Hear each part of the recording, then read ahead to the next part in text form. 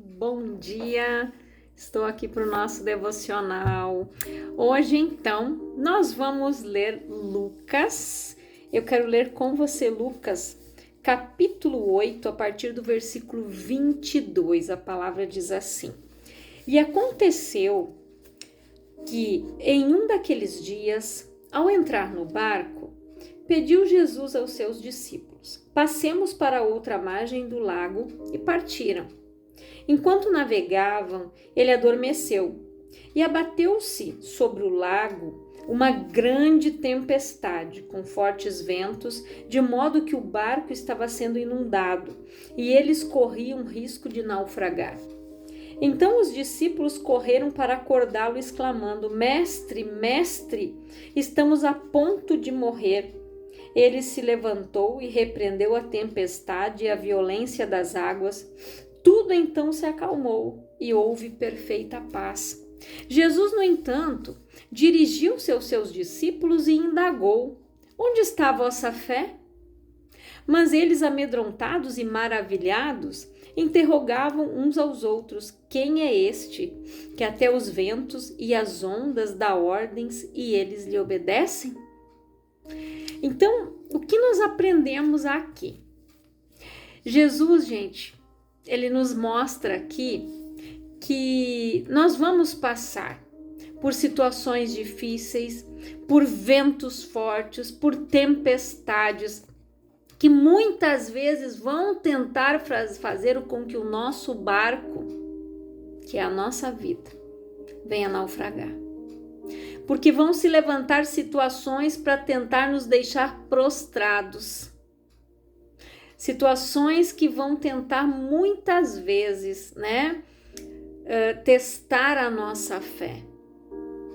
Aqui eles entraram em desespero, sendo que Jesus estava no barco. Jesus mostrou para eles que em determinadas situações nós apenas precisamos descansar em Deus. Por mais que o vento está lá fora, a tempestade está... Não, descansa. Pedro, ele aprendeu tão bem, gente, que quando Pedro estava preso, o que diz a palavra? Pedro dormiu. Ele estava preso, algemado a dois soldados, um da direita e um da esquerda. A palavra diz que Pedro adormeceu. Por quê? Ia adiantar ele ficar gritando, se escabelando? Não, ele descansou. Então nós precisamos aprender, gente.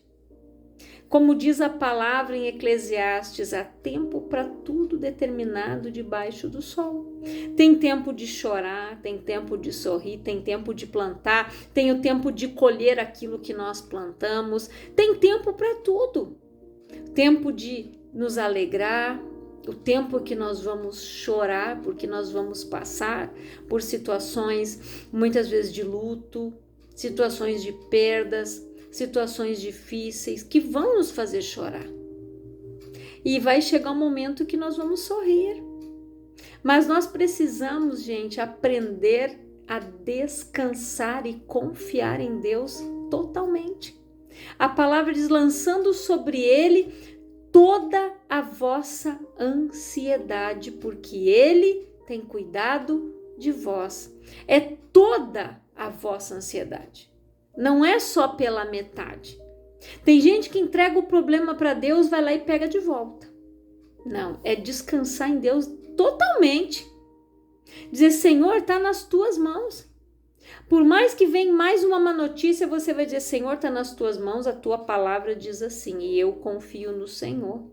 A tua palavra diz: crê somente, eu creio. Tudo é possível que crê, eu creio. Então fique com a palavra. Situações vão vir, gente, para tentar nos desesperar, nos desestruturar, nos abalar. Mas nós precisamos estar com os pés firmados na rocha. Por isso que Jesus, ele fala sobre a casa firmada na rocha e a casa edificada, firmada na areia. Aquela que foi firmada na rocha bateram os ventos, veio a tempestade e ela não arruinou, ela não caiu, não aconteceu nada com ela, porque ela estava firmada na rocha. Mas a areia, aquela veio os ventos, aquela veio, ela não aguentou, gente, veio ali a enchente, levou a casinha. Agora, quando a casa é edificada na rocha, Jesus, quando nós somos edificados, quando a nossa base, gente, quando a gente constrói, você já viu fazer o alicerce de uma casa, o alicerce de um prédio, a base que é? A gente vê muitas vezes uma construtora, gente, ela leva praticamente assim, ó, 1 ano ou mais só trabalhando no alicerce do prédio, na estrutura, tudo que vai ficar embaixo e que vai suportar o que vai ser erguido para cima. Não é pouca coisa, não. Eles trabalham mais na base, no alicerce do prédio, do que no edifício para cima propriamente dito. Porque a estrutura é lá embaixo. As vigas precisam ter sustentação. E na nossa vida espiritual, gente, não é indiferente. A nossa base é Cristo. É estar firmado em Cristo. É estar ali na oração. Relacionamento, comunhão, busca, consagração. É isso que nós precisamos na nossa vida. Nós precisamos estar alicerçados na palavra. Vem o vento forte, o Espírito Santo vai te trazer a memória. Você vai passar por uma luta, ele vai te trazer a memória aquela palavra que você ouviu mês passado, semana passada, o ano passado. Sabe aquela palavra que você ouve, que ela te impacta e você fica com ela no teu coração por um tempo? Quando chega uma enfermidade, quando chega uma dificuldade, vem uma tempestade, ela vem à tua memória. Porque é na base daquela palavra que você vai orar. É naquela palavra que você vai se alicerçar para que você vença a batalha que está se levantando. Quando a palavra de Deus diz: nenhuma ferramenta forjada contra vós prosperará, ou nenhuma arma forjada, gente, ela vai prosperar? Ela não vai prosperar. A palavra está dizendo nenhuma, é nenhuma. Então, aquieta o teu coração, descanse. Não interessa o que o diabo tenta, gente, o que o diabo tenta alicerçar. Eu estava escutando esses dias um jovem que se converteu e ele trabalhava com bruxarias, literalmente. E ele fala que a pessoa que conhece a palavra, aquela pessoa que teme a Deus, ali os demônios não podem chegar, eles não conseguem. Por quê? Porque nós somos blindados. Quando nós estamos na presença de Deus, em santificação, andando de acordo com a palavra, guardando os mandamentos do Senhor, gente, a palavra diz o que? O maligno não toca, naquilo que é do Senhor, o maligno não toca. Ele cuida de nós como a menina dos seus olhos. Então, ele pode até tentar, mas ele não tem força. Ele não tem poder para te derrubar, para te destruir, para arruinar, para vir ali abalar a estrutura, para ela vir. Você já viu aquelas casas com rachaduras? Ele não tem esse poder. Agora, nós precisamos estar alicerçados, gente, alicerce, estrutura na palavra. E conhecereis a verdade vos libertará. É a palavra. A palavra nos liberta. A palavra nos cura. É a palavra, gente. Eu estava escutando um testemunho da pastora Joyce Meyer, algo muito forte. Ela estava falando sobre o irmão dela. Ela disse que ela tinha só aquele irmão, eram só os dois. E o irmão dela foi criado juntamente com ela, só que aos 17 anos ele teve a oportunidade de entrar para a Marinha. E ela disse: nós dois crescemos no mesmo lar. Eu passei por coisas piores do que ele. Imagina, ela foi abusada pelo pai na sua infância. E aquele homem saiu de casa. E depois ela disse que enquanto ele estava lá na Marinha, um sargento apresentou as drogas para ele. Aí passou um tempo, ele chamou ela, eles ajudaram ele se internou, ele veio, acho que ele ficou uns 4 anos ali junto com ela, entrou no ministério, estava auxiliando bem. Depois passou um tempo, ele conheceu uma jovem, ele teve um filho, nunca assumiu a responsabilidade, ficou um tempo com ela, não deu certo. E assim foi, até que ele foi embora. Aí passou o tempo, ele arrumou uma outra companheira, não parava com ninguém. E essa mulher queria extorquir dinheiro dela, ela achava que ela tinha obrigação de mandar dinheiro, de sustentar. Ela disse não. Então, o que aconteceu? Quando o irmão dela estava num nível tão elevado de droga, que ele já via bichinho, que ele já tinha alucinações, ela chamou ela. Eles internaram ele numa outra cidade.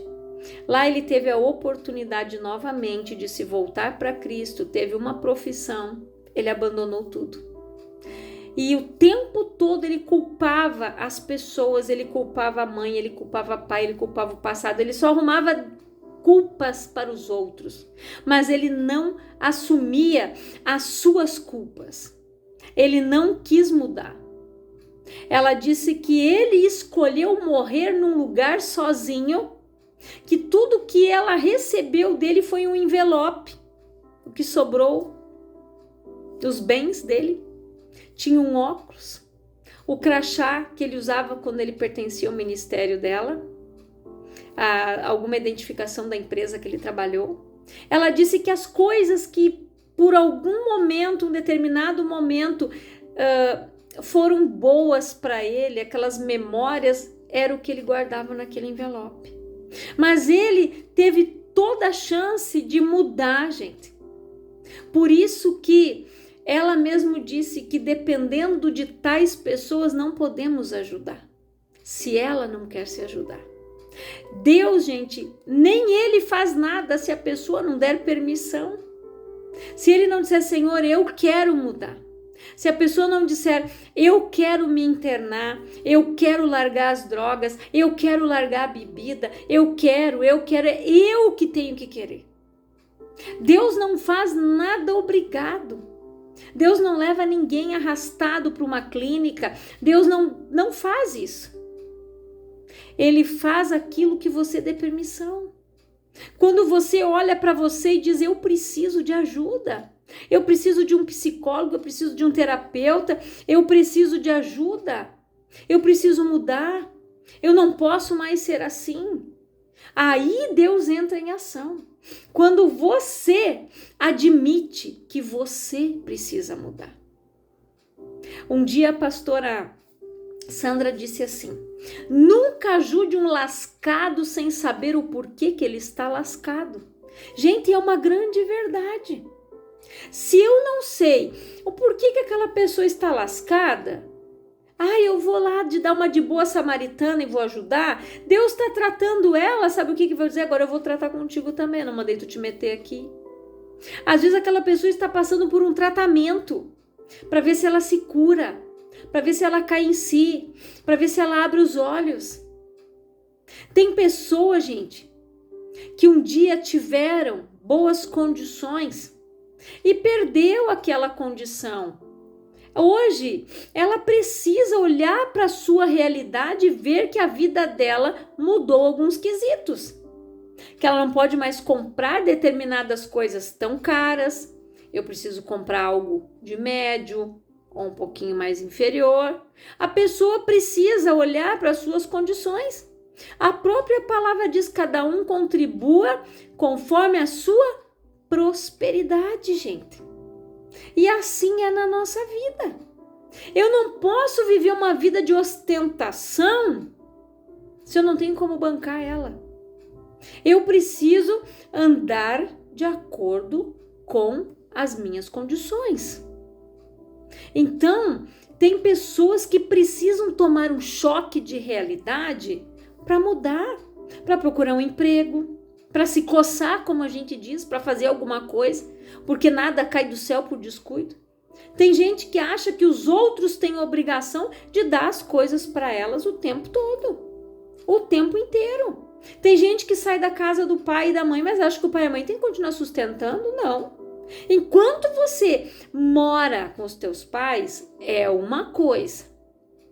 Agora, depois que você saiu da porta para fora, você é dono do teu nariz, você paga as tuas contas, você se vira. É assim que funciona, simples assim. E tem pessoas que têm filho e acham que os pais têm que sustentar os netos, cuidar dos netos. Não. O pai e a mãe, gente, eles criaram a gente. Eu me lembro que a minha mãe criou nós 5. E não tinha avó por perto para ajudar, não tinha tia para cuidar, ninguém. A gente teve que se virar. A minha mãe trabalhava quando ela conseguia, fazia uma faxina quando ela podia. Aí o meu irmão mais velho reparava nós dois para ela sair, isso numa tarde só, né? E assim era. Por quê? Porque naquela época não tinha creche, não tinham e-mails, não tinha, gente, essas coisas. Então, a gente se virou como deu. Agora, hoje, os filhos fazem os filhos, os netinhos, e acham que o pai e a mãe, os vô, têm obrigação de cuidar e de criar e de sustentar. Não tem não. Pariu Moisés em Bali, né? Então, assim, ó, claro que tem. A criança tá doente, tem exceções. Mãe, pai, eu não posso levar para a escolinha, você pode cuidar uns dias, tudo certo. Mas os pais não podem deixar de viver a sua vida. O neto, gente, é para ir lá, para eles curtir, para eles passear, para eles ir no parquinho, para eles andar de bicicleta, para eles dar risada. Claro, não estou dizendo que não pode, gente. Mas é que tem pessoas que são escoradas, sugadoras, né? Exploradoras. Agora, tem avós que têm aquele amor. Ah, eu não pude cuidar dos meus filhos, eu tive que trabalhar fora, agora eu vou cuidar dos meus netos. É a escolha deles. Eles têm. Agora, se eles não querem cuidar, não está errado. Não está errado, né? A minha tia sempre dizia para os filhos dela: eu não crio neto. Eu cuidei de vocês 3, me virei sozinha, eu e Deus. Deixava de sair muitas vezes com o pai de vocês, né? Que os dois já são falecidos, meu tio e ela, porque eu não tinha com quem deixar. Então hoje eu também não cuido, né? E ela trabalhava também. Mas por quê? Para eles aprenderem. Aí, gente, tem muitas vezes que os filhos acham que os pais têm obrigação. Atiram ali e deixam. Não é. Às vezes a mãe tá cansada, já tem uma certa idade, né? A pessoa reparar um pouquinho é uma coisa, umas horinhas é uma coisa, ficar uns minutinhos para você ir num banco, porque eu acho que banco não é lugar para levar uma criança, né? Mas se não tem que fazer, leva. Mas se tem, né, com quem deixar 1 hora, 2, beleza. Mas nós precisamos, gente, saber ter limites. Tem pessoas que não têm. E tem pessoas que até com Deus, gente, só querem o venha a nós, o vosso reino. Enquanto Deus está abençoando, Deus está fazendo um milagre, tá beleza. Mas quando começa o Espírito Santo dá aquele puxão de orelha, dizer: sai da fornicação, abandona o pecado, fulano. Aí dão no pé. Enquanto eles estão recebendo, tá bom. mas eles não querem fazer a parte deles para mudar, abandonar o pecado, se limpar, se purificar, ser transformado, viver algo novo. Não quer.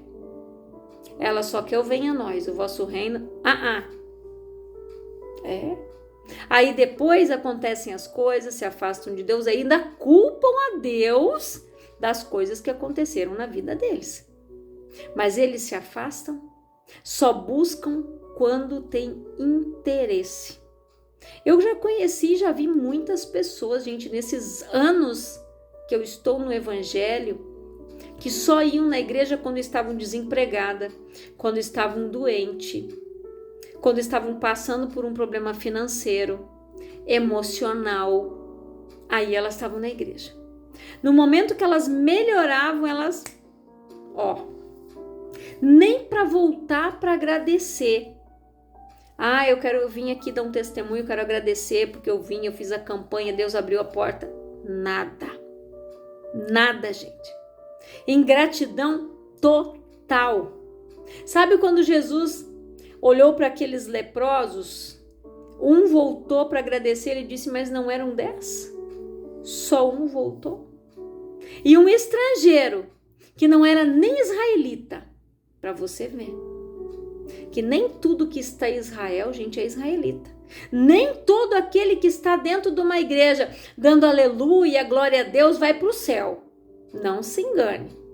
Não se engane, porque tem gente que só trocou a porta. Só mudou, né? Eu saí da macumba, entrei aqui. Eu saí do bar e vim para cá. Eu saí da casa de reza, entrei aqui. Mas não mudaram. Não aprenderam a buscar a Deus verdadeiramente. Como eles disseram ali, quem é esse? Que até os ventos e as ondas dão ordens e eles lhe obedecem. Eles estavam com Jesus quanto tempo? E ainda dizer, quem é este? Quem é este? Estavam ali vendo os milagres, as maravilhas, acompanhando Jesus. Aí quando chamaram, desesperados, que a água estava entrando no barco, estava a ponto de virar, eles disseram que quando Jesus acordou, mandou todo mundo parar, cala a boca, fica quieto aí, cala-te, aquieta, vento, para aí, tudo cessou. E eles ficaram maravilhados e espantados ao mesmo tempo, porque eles nunca tinham visto aquilo. Mas vendo tudo que Jesus já estava fazendo, aquilo ali para Jesus não era nada, gente. Jesus mostrando para eles que nós precisamos ter paz, buscar a direção de Deus, ouvir a voz de Deus, ter comunhão com Deus, gente. Base, alicerce, palavra. Então que você fique com esta palavra e que o Espírito Santo venha falar ao teu coração. Eu quero orar por você, Pai, em nome de Jesus. Eu oro por todas estas pessoas que ouvem esta palavra, que elas sejam edificadas, abençoadas, e que o Senhor, Pai, direcione estas vidas, que eles aprendam a ter paz, que eles tenham base, alicerce e estrutura na palavra. Que o Espírito Santo, Pai, venha falar o coração deles. Que o Espírito Santo venha moldar, transformar e edificar, Pai, estas vidas.